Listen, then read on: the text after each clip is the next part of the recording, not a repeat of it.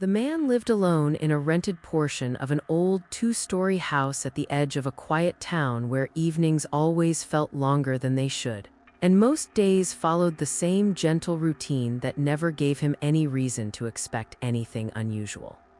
He worked from home repairing laptops and phones for local shops. He woke late in the morning, made tea that he always forgot on the table until it cooled, and he kept the television on even when he was not watching because the sound of human voices helped him ignore how silent the building really was. The house itself belonged to an elderly couple who lived downstairs, polite people who rarely spoke except to ask about electricity bills or water timings. And above them, the man had two small rooms, a kitchen, and a balcony facing a narrow, empty lane where stray dogs slept during the afternoon and began barking together after midnight for reasons no one understood. The place was not new, but it was cheap, and after a difficult year and a broken engagement, he had wanted a place where no one knew him and no one asked questions. For the first month, nothing strange happened, and he settled into a predictable rhythm. Every night around 11:30, he locked the balcony door, turned off the kitchen light, and kept a dim yellow bulb on in the bedroom because total darkness made him uneasy. He slept late, usually after watching random videos on his phone, and woke around 10 in the morning when the vegetable vendor's horn echoed through the lane. His life was ordinary enough that days blurred together, which is why the first discovery confused him more than it frightened him. One morning, after waking later than usual around 10:40, he noticed a small black notebook lying on the table near his chair. He was certain it had not been there the previous night because he had used that exact space to place his laptop charger before sleeping. At first, he assumed the landlord's grandson might have come upstairs and left it there by mistake, though the door had been locked from inside, so he picked it up casually and opened it, expecting school notes or random drawings. Instead, he found writing, neat blue ink across the first page, and what unsettled him was not the existence of writing but the content, because it described his previous day in quiet detail. It mentioned that he woke late because he stayed awake until 2:30 watching old cricket highlights, that he spilled tea on the table and wiped it with the sleeve of his gray shirt, that he argued over the phone with a customer about repair charges, and that he stood on the balcony at sunset watching a black dog circle the same electric pole for several minutes. None of those things were remarkable, yet each one was correct, even the small things he never told anyone, and he laughed uneasily, assuming he must have written it half asleep and forgotten because sometimes he stayed awake so late he barely remembered going to bed. But then he looked carefully at the handwriting and felt a slow, cold discomfort because the letters were not his. The loops were sharper, the spacing too careful, and he had always written messy and hurried since school. He checked his cupboards, his bag, and his drawers for another similar notebook, thinking maybe he kept a diary without remembering, though he had never liked writing about himself, and he found nothing else.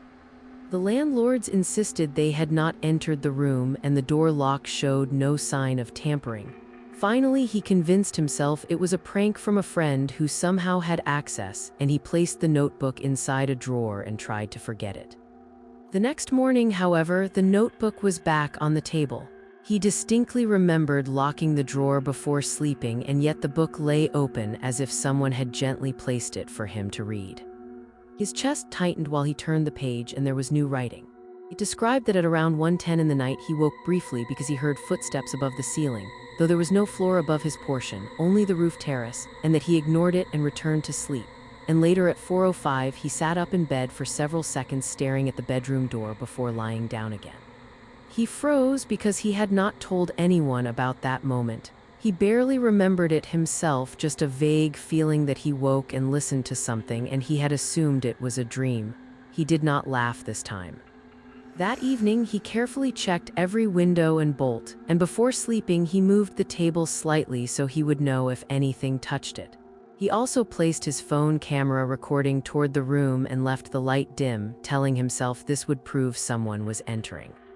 Sleep did not come easily, and when it finally did, he dreamed of walking down his own hallway while the walls looked longer than they should, and at the far end a figure stood near the bedroom door, facing away, motionless but somehow aware of him.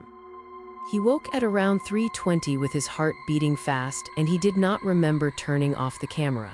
Morning sunlight entered the room and the table had not moved. The door was still locked from inside, yet the notebook rested neatly in the center.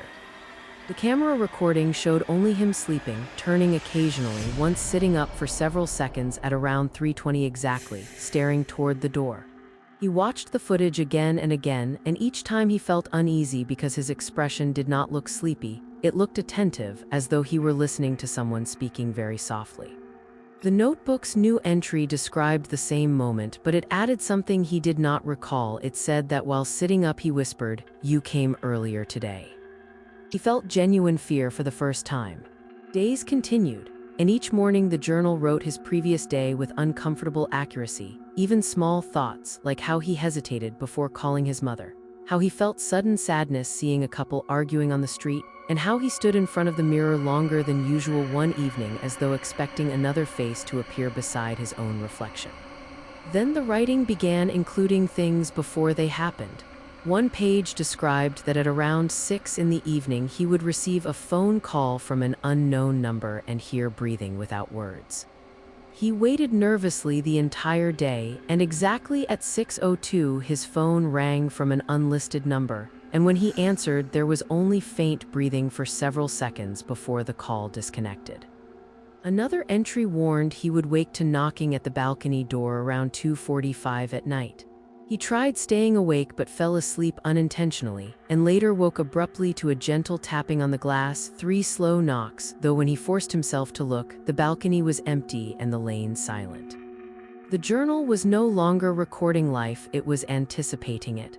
He began losing sleep, and exhaustion made his thoughts unclear, yet curiosity kept him from leaving because the book also started revealing memories he had buried. It described a childhood house he had lived in only for 1 year when he was around 10, a house he rarely thought about, and it wrote about a locked upstairs room his parents never allowed him to enter. The pages explained that the previous tenant of that childhood house had died alone, a young man who kept a diary every day because he feared being forgotten, and after weeks of isolation he became convinced someone lived in his home copying his life before it happened. According to the entry, the man stopped writing, hoping the watcher would lose interest, but he died days later in his sleep while sitting upright against the wall facing the door.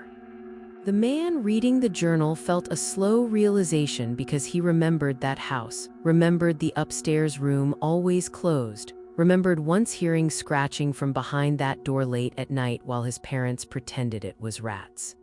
The next morning, the journal's final section appeared. It was not about the previous day nor the coming day, it was about tonight. It calmly described that at around 3:15 he would wake and sit up again, and this time he would not lie down, he would walk to the door, unlock it, and step into the hallway because someone who had been patiently waiting would finally be allowed inside.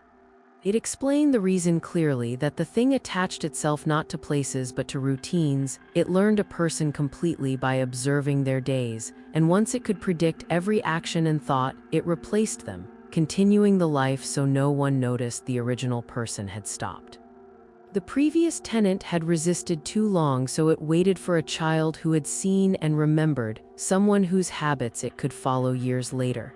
The last line was written differently, the handwriting slightly firmer.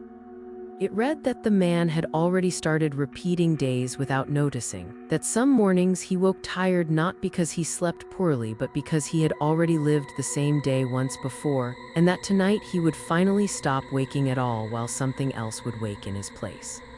The landlords later told neighbors that the tenant moved out suddenly, though none of them remembered seeing him leave, and months later a new occupant rented the room and discovered a black notebook on the table. The first page described his first day in the house in careful blue ink, including the exact moment he noticed a faint figure sitting upright on the bed before he turned on the light and found himself alone.